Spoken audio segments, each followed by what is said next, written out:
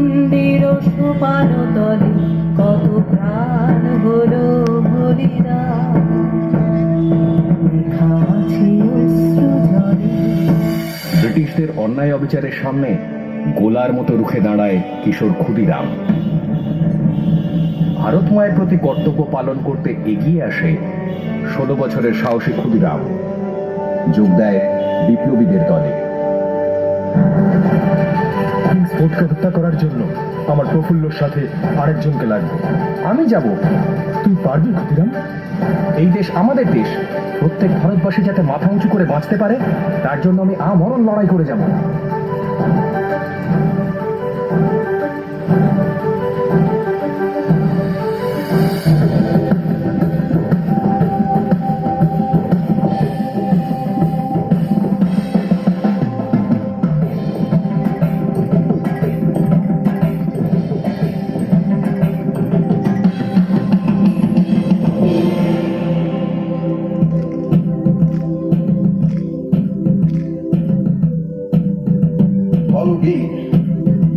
বল উন্নত মমশী, বল মহাবিশ্বের মহাকাশ ভারী চন্দ্র সূর্য গ্রহ তারা ছাড়ি উলোক ধুলোক গোলক ঘেরিয়া খোদার আসল আরশ ছেড়িয়া উঠিয়াছি চির বিস্ময় আমি বিশ্ববিধাত্রী।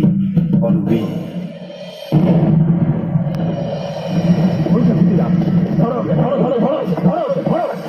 1908 সালের 11ই অগস্ট কিংসফোর্ডে বন্দে মাতরম বলার দোষে যে বালককে বেত মারার হুকুম দিলেন ব্রিটিশ সরকার, তারই পক্ষে দাঁড়িয়ে ক্ষুদিরাম বসু ও প্রফুল্ল চাকি সাহেবের ফিটন গাড়ি লক্ষ্য করে বোমা চালালেন মুজফ্ফরপুরে। সাহেব নিহত হলেন না, তবু নাবালক ক্ষুদিরামকে ফাঁসির হুকুম দেয়া হলো। খোকা, ওই খোকা, তুই কোথায় যাচ্ছিস বাবা? কোথায় যাচ্ছিস আমাকে ছেড়ে? তুই কি আর ফিরবি না?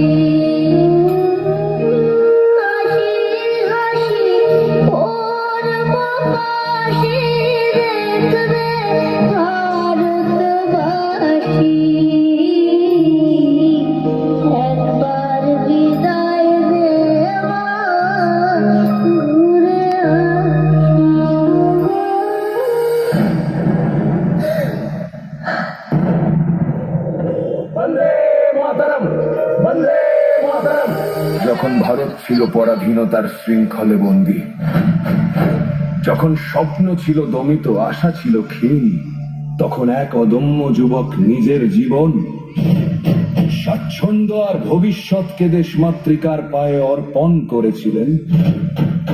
তার নাম নেতাজি সুভাষ চন্দ্র বসু।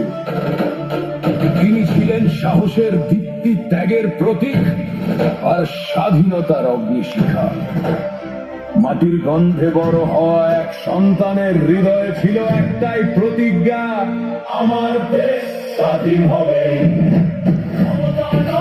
সম্মান নয়, ব্যক্তিগত সুখ নয়, ভারত মাতার মুক্তি ছিল তার জীবনের একমাত্র লক্ষ্য। মাটির গন্ধে বেড়ে ওঠা এক সন্তানের হৃদয়ে ছিল একটাই অঙ্গীকার, আমার দেশ স্বাধীন হবে।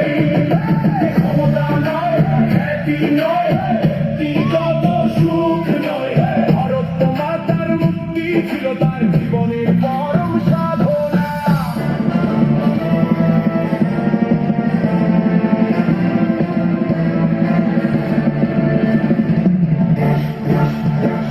স্বাধীন হবে এদেশ, স্বাধীন হবে এদেশ।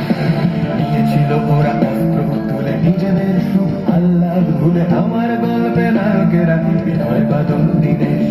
স্বাধীন হবে এদেশ।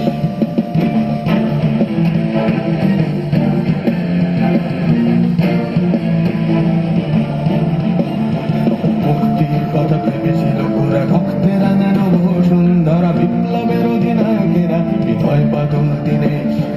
দেশ দেশ দেশ, স্বাধীন হবে এদেশ। লাঞ্ছিত যত লুণ্ঠিত কত ভীষণ শোষিত, শত শত কিছুতেই আর নয় মাথা নত।